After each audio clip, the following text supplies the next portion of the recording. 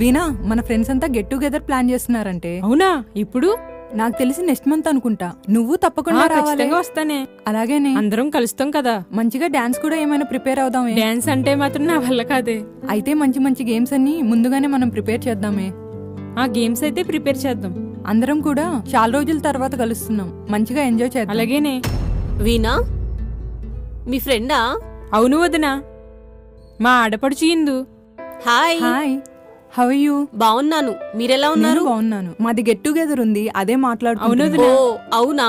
అయితే మీ ఫ్రెండ్స్ అందరినీ meet అవబోతున్నారన్నమాట. Recent గా మాకు కూడా గెట్ టుగెదర్ అయింది, చాలా ఎంజాయ్ చేసాం. మంచి ఫన్నీ గేమ్స్, మంచి ఫుడ్, చాలా హ్యాపీ అనిపించింది.